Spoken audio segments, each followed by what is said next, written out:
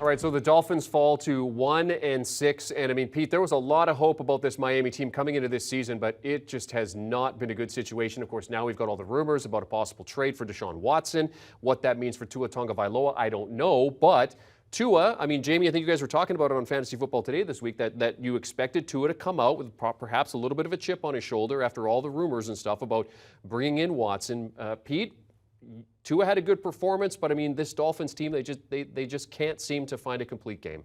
Yeah, and for whatever reason, they've had a lot of injuries, and it's really hampered them a little bit too. But they just seem to be one of those teams that when it's going to go bad, it does. Like they had chances to get back in this game, and Tua threw a terrible red zone interception. You got to be able to take advantage of your opportunities through another interception.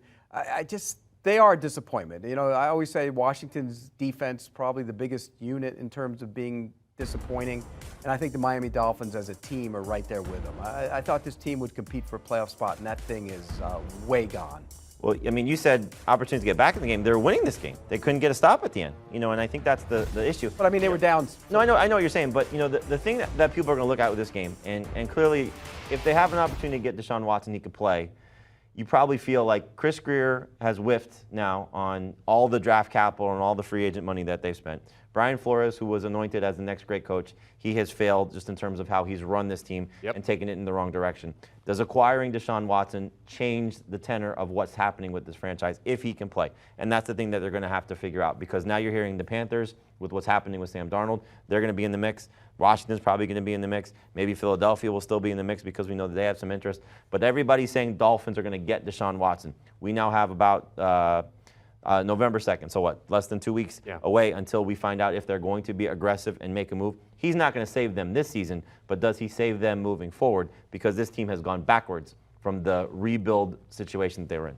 And just talking to people around the league, that all came out this week. That was the Texans leaking that out.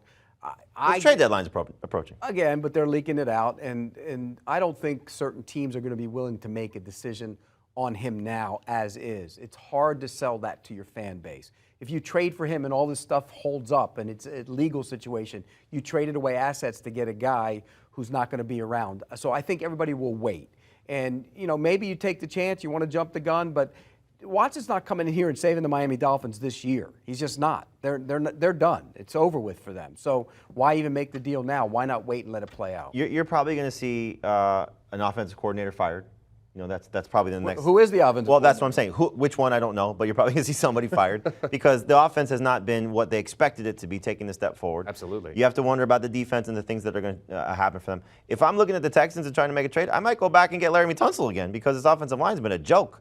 And so that's the problems with the Dolphins. I don't think it's all on Tua. You know, Tua's no, he actually, was fine today. He made some. He was bad fine throws. against Jacksonville too. He's making some poor decisions at times, but he's not the issue. And fantasy-wise, he's the #1 quarterback after the 1 o'clock games. I can't believe that. That's ridiculous. And you're not giving him any confidence by engaging in all these rumors as well, especially because of the fact if you do trade for Watson, everybody knows the commissioner's probably going to come in and put him on the exempt list anyway, so he's not going to help you.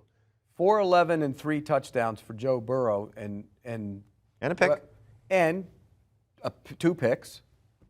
And less than that, and he threw 4 touchdown passes. He threw, what, 260 yards? There's no way that's a better 291. It's not a better game. It's not a better game. He had 291 it's just a scoring and 4. System, it's not a better game. He had another touchdown, and he ran was at for home 29 against yards. the Falcons. This guy's on the road against the Ravens. Okay, Joe Burrow had a better NFL game. He had a better game. Pete, let me teach you about math. There are things that are called numbers. That's the problem. When you add them up, too much value. When you add them up, one guy had more than the other guy. Interception should be 4 points. I know off. when you were back in school, they used an abacus. No, 4 points. But there are off different things now. If you took 4 points off Different things. If you took 4 points off for an interception, who would have had a better day? But you don't. I'm changing the scoring. Okay. Pete Prisco's fantasy scoring. Pete's new fantasy league, a different scoring system. Well, the Propsters Fantasy League. They won't be talking about Pete's scoring system on the All Things Covered podcast. Patrick Peterson and VMAC, though, certainly talking about what's going on, some of the major storylines in the league, and great interviews as well. Last week, they had the chance to sit down with Dalvin Cook and talk to him about his football career, his football evolution. Something you certainly want to listen to. Great interview there. Download and follow All Things Covered wherever you get your podcast audio.